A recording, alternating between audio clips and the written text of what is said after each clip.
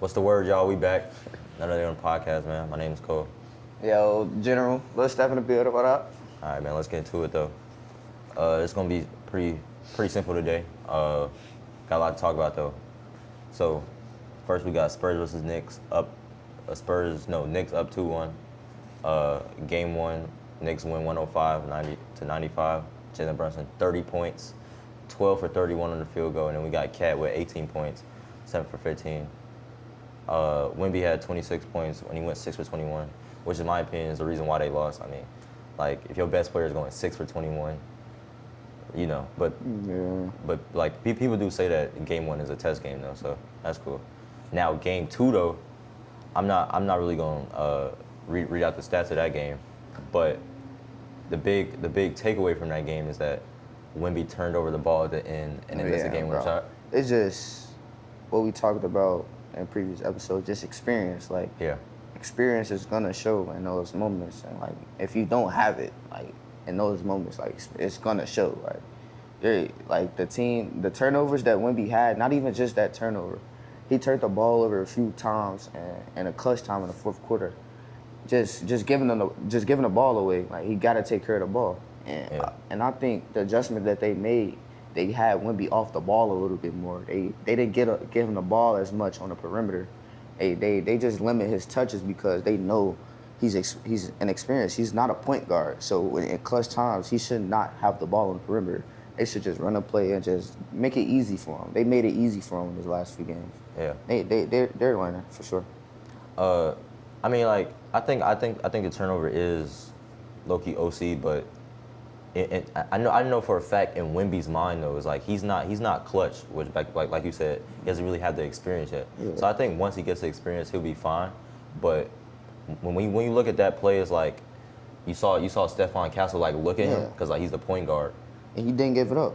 Yeah. But in Wemby's defense, if Stephon Castle is on the floor, he has to know his personnel. Yeah. He has to go get the ball to make it easy for Wemby. Like, if I'm a point guard, bro, and I have a squad and I know who to get the ball to, you gotta know your personnel, bro. You gotta know to get the ball out of his hands. Like, you gotta control the floor as a point guard. Yeah. But I mean, the turnover is a big thing, but he did get a second chance to get it back because Jalen Brunson missed the free throw.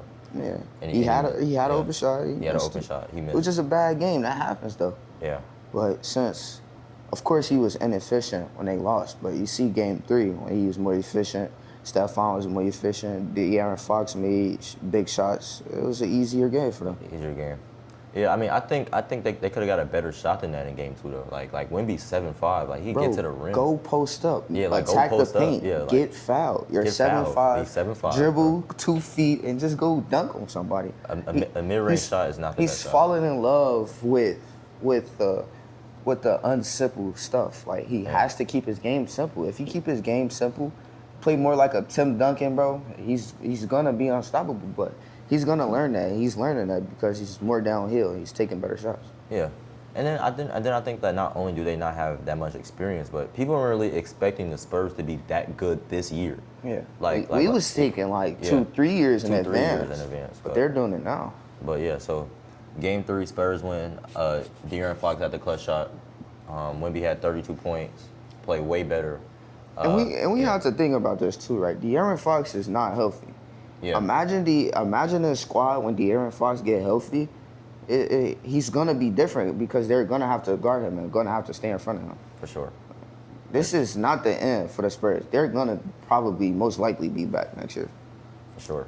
I think once they work in the offseason and Stephon Castle gets that jump shot like we talked about, and hopefully De'Aaron Fox can make a pretty great recovery because we know how fast he is off the dribble and stuff like that. So Stephon Castle, speaking of the jump shot too, Stephon Castle was open. He missed like 3-4 wide open threes. Like, just imagine if 2 of those went in, how different the game would look.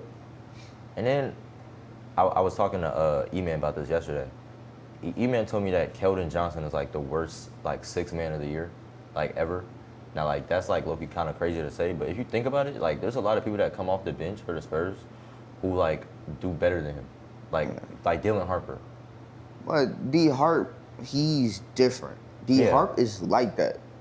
But it's But Dylan Harper wasn't a 6-man because he during the season Dylan Harper wasn't playing as good. Yeah, he wasn't playing as Excuse good me, at all. he was struggling. Yeah, he was struggling.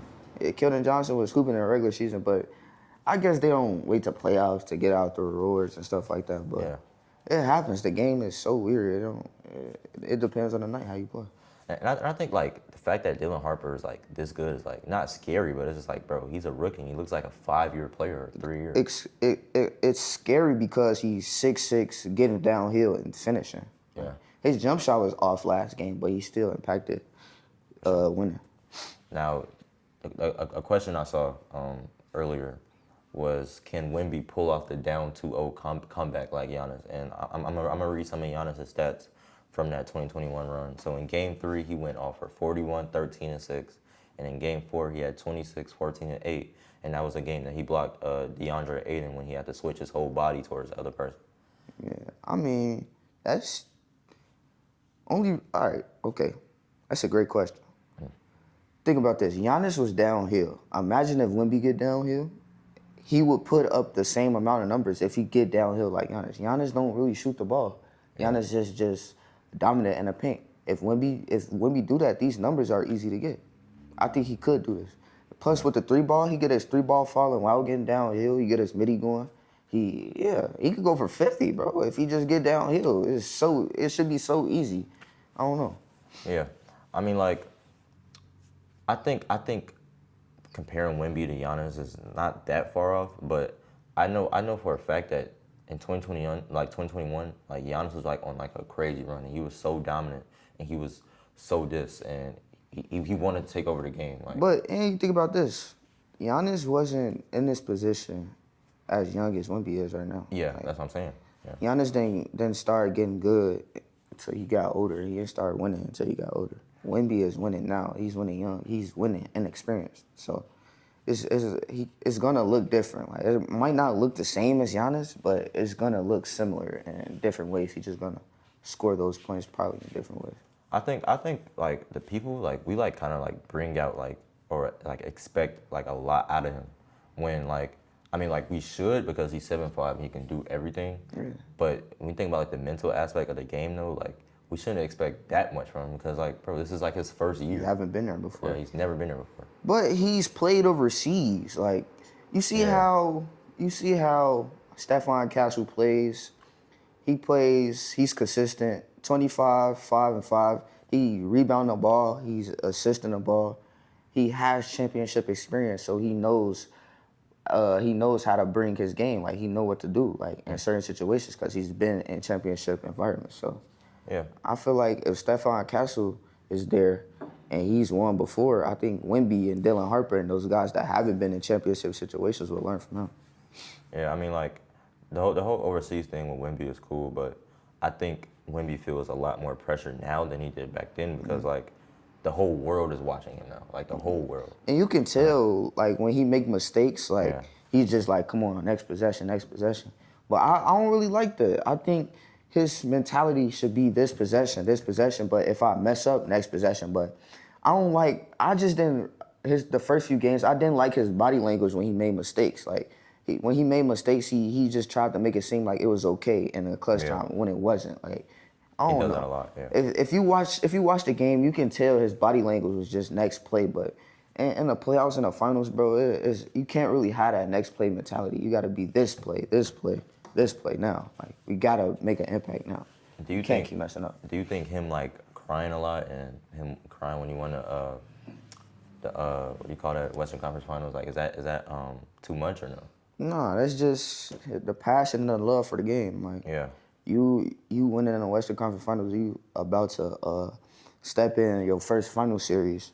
The emotions is high, especially when you went through a lot mentally, preparing, physically preparing, being able to show up every night and put up numbers to get there and to get in that position.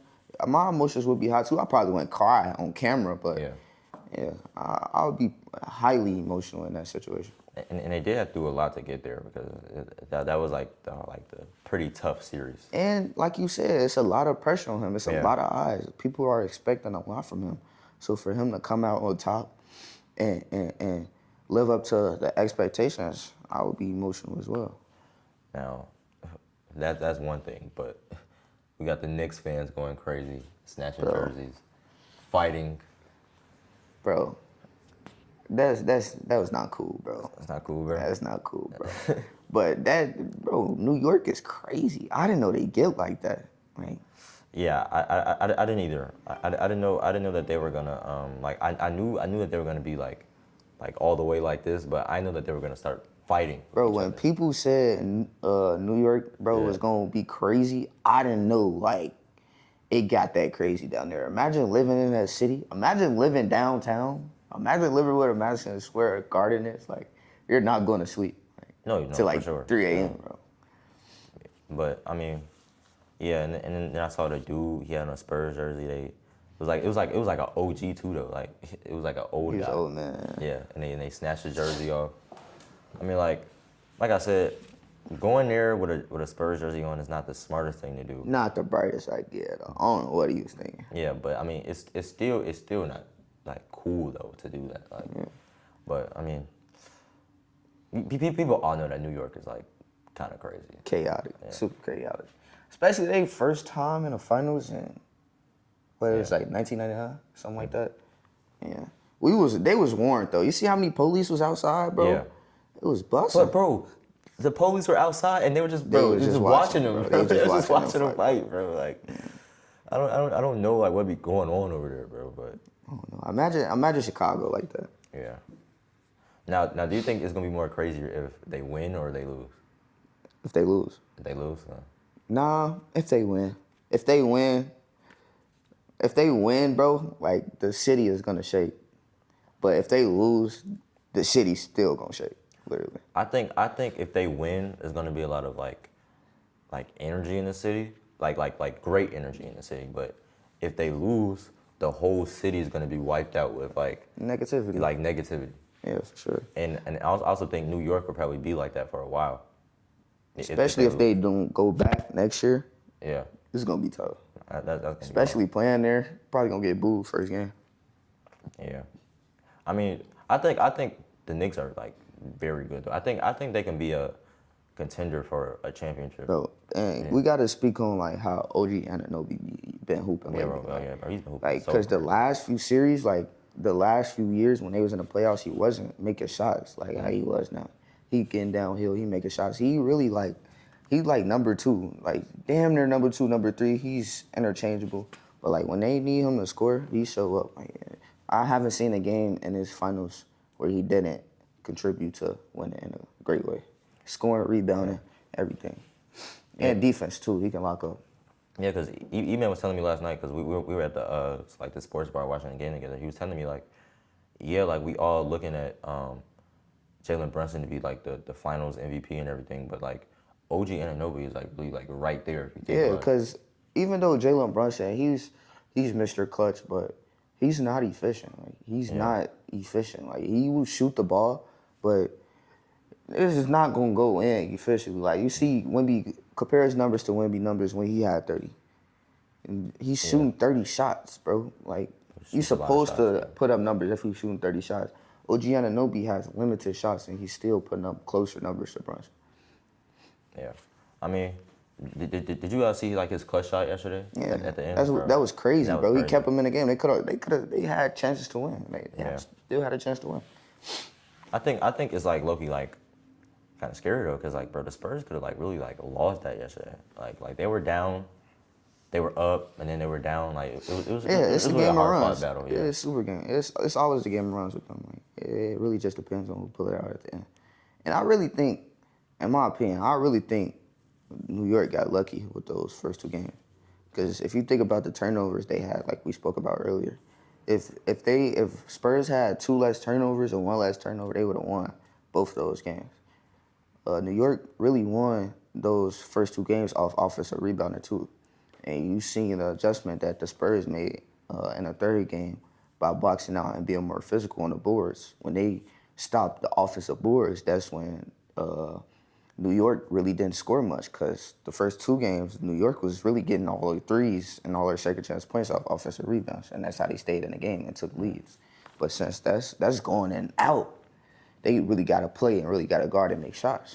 Yeah, I'm very excited for Game 4 because it's the same thing. We back at Madison Square Garden, so it's probably gonna be another game of runs. I don't think the Spurs want to go away. So yeah, Bro, this is gonna, these next few games from New York is gonna be very hard because the Spurs never lose energy. Like they come back consistent. They come back every game with the same amount of intensity and the same amount of energy. So New York gonna have to bring it. And Jalen Brunson is gonna have to be efficient for them to win. If Jalen Brunson do not make at least high 40 or high 50% of his shots or 60% of his shots like Wemby, they're gonna lose every time. Because he take the most shots. So if he don't make his shots, bro, if he don't be efficient, they're gonna lose. Because Cat, he can't carry. OG can't carry. But that's like goes into depth too. New York has a lot of depth. We seen Jordan Clarkson came in and made some big shots too in those in that game. So they always do that.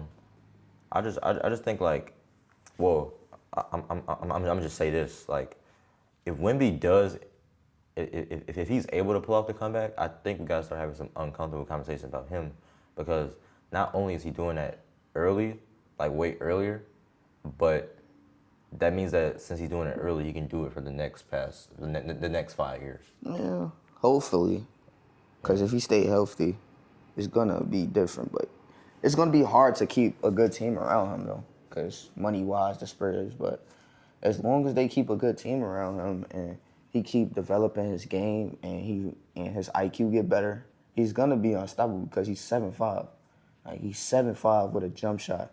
Only thing he missing is IQ. He get an IQ. He study film of the finals after this finals, and he's gonna be unstoppable in the next few years, bro. Yeah, He's gonna be like, he's literally gonna be like Giannis with a jump shot, or Shaq with a jump shot. He just gotta develop. He develop a post game, be dominant in the post, work inside out. His game is just gonna be unstoppable. Yeah, because the Bron comeback, Bron has so much experience. Yeah. And then the Giannis comeback, he has so much experience. You see, every year that Bron came back to the finals, he looked better. Yeah. Every year he went to the finals, his game just elevated, and when it got to the top, it stayed the same every time he reached the final. Yeah. You know, I think Wemby young, so he got years. That's what I'm saying. Wemby's super young, so if he does it now, like imagine later. Will Chamberlain numbers, bro, coming soon. Watch. But we're gonna go back to the OKC series though with the Spurs. And we all saw how Chet played in that Game 7. Mm-hmm. Do you think they should trade him? Yeah, bro. Yeah? Yeah. It depends on who they trade him for. Chet is not bad. It's like, it just probably wasn't his game. But when you're in a conference final, there's no way you shouldn't bring it. Like, you have to bring it every game. Like, it's especially a win-or-go-home game. Yeah, but the social media was like, even before that game, it was like on his ass a lot. Yeah, because the whole matchup between him and Wemby. Yeah, it was a mental thing for him. I could tell because his energy was off. Even Charles Barkley and Shaq was critiquing his attitude and his body language. When you could tell and you could see how someone feels in their face, like it's already over with. Like there's no coming back from that. You already put yourself in a mental hole. The public can see. I think next year, like, because obviously they're gonna have to go against the Spurs again. I just think they're gonna lose every game if Chet don't step up. Like they're gonna lose every game for sure, because Wemby's gonna have way more experience because now he's deep in the playoffs. Yeah, and he's gonna have to guard. Yeah. Cat is making it harder for Wemby to score more than Chet, and Chet is taller than It's taller. Cat. It's taller than Cat. And Wemby is not even that strong. Like Wemby don't use his strength at all. But I guess he's just better than him. That's what I'm saying. Yeah, I mean, if they're able to get Giannis and they trade Chet and they trade Chet and some more people, I think that's gonna be way better for them next year, because Wemby always gonna be there, and I know Giannis versus Wemby is a way better matchup than Chet versus Wemby, for sure. But the way Oklahoma plays, you gotta have a burner, like, yeah, or they just gonna sit in the paint on you. But if Giannis could develop a jump shot, he could fit well into their system. But I think if Giannis goes to OKC, their whole system might have to take a shift, just because he's ball dominant and he don't have a jump shot. If he goes to OKC, the way they play it changes. But even though it's gonna change, but it's gonna stay fast paced, but it's gonna have to look different. I think if they do end up trading though, I think Jared McCain gonna be a big piece because he's gonna be able to make shots if their offense switches, like, because since you say Giannis is on ball line, he doesn't have a jump shot, their offense is really gonna switch to more in paint or mid range with Shea already being there. But it low key helps because if Giannis work out, it opens up for Shea. No doubles. They won't be able to double as much because you got Giannis. And you can't double Giannis because Giannis got shooters around him. So Giannis will have his weight on the 1v1 side because he's damn near the top 2, top 3 most dominant big man or 4 in the league. So I think that's a good move because that's a great move. You have shooters around you, bro. That's 10 assists a game. You getting double teamed. Plus you can't double team because Shea's on the floor. You got 2 killers. Two dominant killers on the floor at the same time together. That'd be different, bro. That'd shake the league. And that's what I'm saying with the whole Jeremy K thing. I'm saying, like, in the game, if you got Giannis and Shea on the same team, like, there's obviously like a lot of switches and there's a lot of getting over screens and a lot of all that. Like, if a mismatch were ever to happen, like, it would be over with. Yeah, because Giannis draws 2 every drive. Yeah, he draws 2 every drive. You got Jared McCain in your corner. You got who else? You got J-Dub in your corner. You got Shea on the wing. Bro, you're cooked. That's what I'm saying. You're cooked. Every time, if Giannis plays with them, every time you get downhill, two come he kick out corner. I think he's gonna have hella assists. He's gonna have hella assists. He's gonna put up hella triple doubles just based off the fact that he rebounds and he got shooters around him.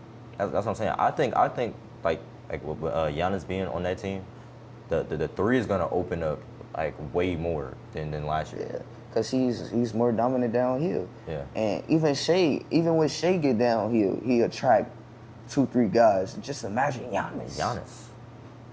That's the whole team. That's the whole team, bro. Giannis would help. That's the whole. You gonna need Jesus, bro. Yeah. But we don't know if that trade would actually happen, but if it does, I mean, it's possible. They're gonna have to pay Giannis, though. Yeah, they're gonna have to pay Giannis a lot. But he was trying to get out of there anyway, so. They pay him what? Yeah. If he go, what you think he'll want a Supermax 2-year? Supermax? I don't know. I don't know if he'll want that though, because it's like the Bucks been paying him good. A 3-year or 4-year? Yeah, maybe like a not a Supermax, but maybe just like something like a little bit below that. Got to. Yeah. I agree. Because I think he don't really want to settle for that because the Bucks have already gave him that a lot just to keep him there. So I think he want to win now. Yeah, he wants to win now. So he might tank his pay a little bit. Just to win. And I don't think he would be mad with that trade because it's a winning team.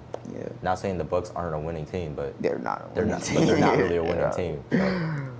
And their like their whole like system over there, like with the GM and everything, like I'm not saying that they've been making terrible moves, but like he's moving like the Bulls, bro. Yeah. They move like the Bulls. They just trying to make it seem like they're doing something. They're not doing shit in real life. And they've tried to build around Giannis. When they tried to bring in Cam Thomas, that didn't work. Then they tried to bring in Damian Lillard. That also didn't work either. They didn't even use Cam Thomas. And Cam Thomas he's damn near the best scorer in the league. Yeah. So, I mean, I don't know, man. But enough of the NBA talk. One of my favorite festivals is coming up this week. We got Summer Smash. Let's see, Friday we got headlining Lil Uzi Vert, one of my favorite rappers ever, Chief Keef. Saturday, Skrillex. No, you're not just gonna scroll past Northwest. There's no way. There's no way. But like, don't disrespect Northwest like that, bro. My fault. Don't disrespect Northwest.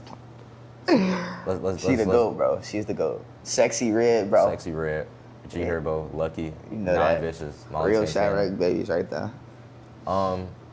Yeah, I mean, I'm real excited for the weekend. You know, Playboi Carti, my favorite rapper. I've seen him about like 3 or 4 times already, but yeah, I think this is like one of my favorite festivals like ever. Yeah, it's gonna be busting. They got Playboy Cardi and Lil Baby back to back. Back to back. And Lil Uzi, Chief Keef. It's definitely gonna be busting. What day do you think sure you gonna be the best? Make sure you keep your jug of water, bro. It's definitely gonna get hot out there. You know, every year you gotta bring the water backpack. If you know, you know though. But yeah, Rack Baby in there too. Yeah, Rack Baby in there. Fetty Wap, Che. Oh yeah. It's going on. Yeah. Which day you think gonna be the best though? Cardi Day. Cardi Day. Well, for me, I would pick the first day just based off her, her best rapper in the world. Yeah. Lucky, Sexy Red. But probably Playboy Cardi and Lil Baby. Because they damn near the best in the game right now. Yeah, I think you can make the argument that Friday is better because there's a lot of people that's not on the headline. That's really good. That's really good. And only G Herbo and Lucky. I don't know. I'm not Lil Ski. Please do not say that name. Lil Skies, bro. Lil Skies. You don't know Lil Skies, bro? Nah, bro. Not Vicious. I don't even know none of these names for real. I just know her, Sexy Red, and. Bro, you got to type in the 9 Vicious, bro. You got to. They got Waka Flocka. You got to, bro. But yeah, man. Very excited. Oh yeah, we got Baby Keem performing Saturday night. Who? Be great. Baby Keem. You don't know him either? I don't know, dude, bro. That's Kendrick cousin. Oh, and we got MAF T-Ski. Don't forget. Chirac Baby too. It's gonna be great. Famous Dex, you know that. Yeah. But that's gonna conclude today's episode, man. Love y'all, man.